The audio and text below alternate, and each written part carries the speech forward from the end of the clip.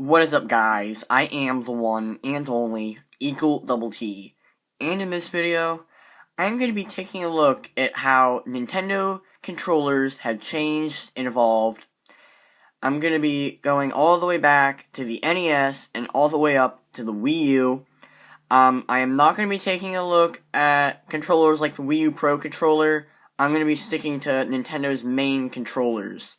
So without further ado, let's begin. Our journey begins with a Nintendo Entertainment System controller. This was the controller that started it all, and this was the first step toward our modern controllers. This was such an improvement over every controller that video games had seen before it. Definitely better than the Atari controllers. We have the now familiar A and B buttons, the D-pad, the start and select buttons.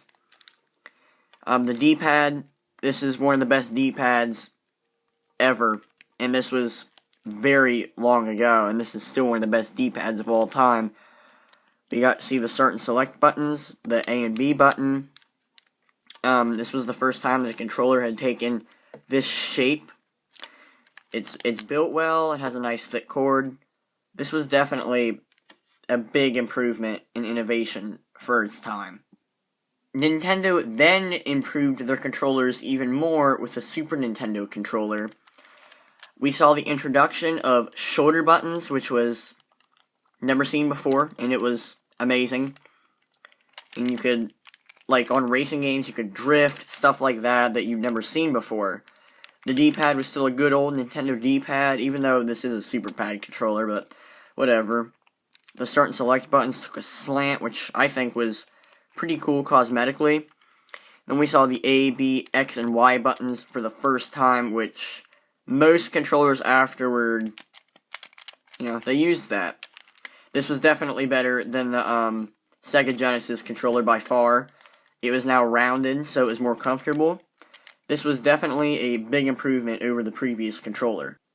The fifth generation of gaming is when controllers really started to evolve. And the N64 took a very odd approach with a three-pronged controller. It was very odd. It is very comfortable. Definitely more comfortable than the Super Nintendo controller. Like the PlayStation controller, it's now made to actually fit into your hands. It's very comfortable, I think. It also saw the introduction of the joystick, never before seen on a controller, so that was a big revolution, very important to gaming. The A and B buttons were still there, although they ditched the X and Y buttons and put in the C buttons, which were used as camera control. Still has that amazing Nintendo D-pad. For different games, you held it different ways, although I think it's very comfortable no matter how you hold it. Then one new thing is you could put memory cards, rumble packs, things like that in the back of your controller, so that was pretty cool. Then you also have the bumpers on the bottom. So this was a very bizarre controller, but it was one that I thought was pretty comfortable. Next came the GameCube Controller, one of the best controllers ever, and definitely the best Nintendo controller ever.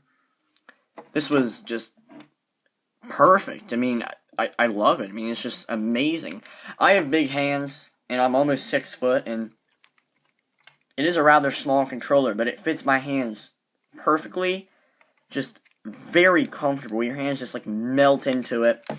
We have these amazing triggers. They're a bit mushy, but they work very well, and your hands just fit right into them.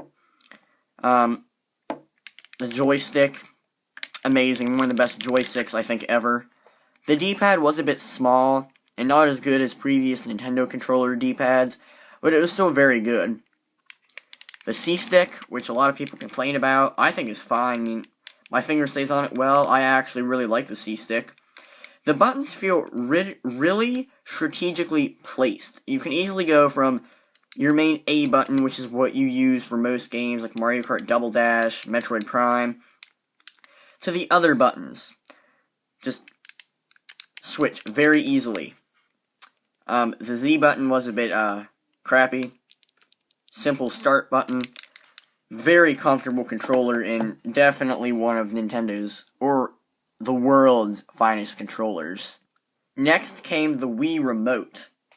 Definitely Nintendo's most innovative controller. This was never seen by anyone before. This was a completely new concept.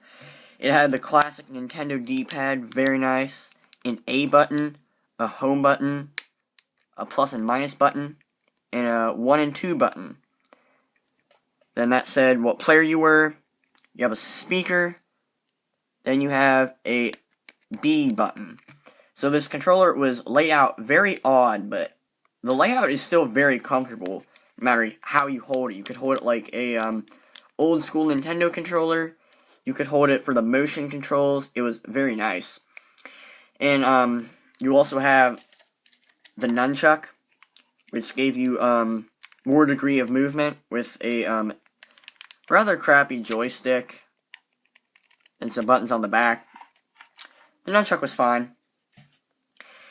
What really amazes me is that even with all these amazing new innovations that the controller had, they still were able to keep the price cheaper than the PS3 and Xbox 360 controllers, and these controllers were not really expensive at all.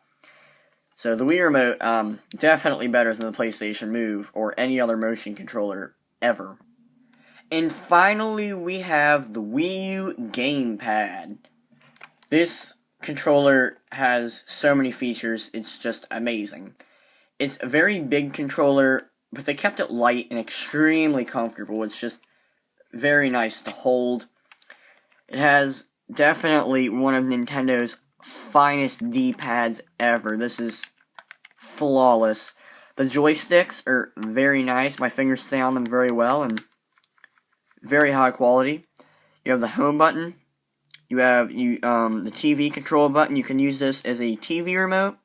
You have the power button, start and select, A, B, X, and Y. 2 symmetrical joysticks on top, which I prefer. A front-facing camera. Triggers and bumpers on the back. This was rechargeable. You have a headphone jack, 3.5mm. Motion controls. You can use this, you can set it up and like FaceTime people with it. This controller had a lot of innovative features, and although it does have a lot of harsh criticism, I really like this. In general, Nintendo is very innovative when it comes to their controllers. They change them up and make them better, and with the Switch coming out, I cannot wait to see what that Pro controller looks like. Like this video if you enjoyed it, comment your favorite Nintendo controller down below, and please subscribe for more video game content. I am the one and only Eagle Double T, signing off. Goodbye.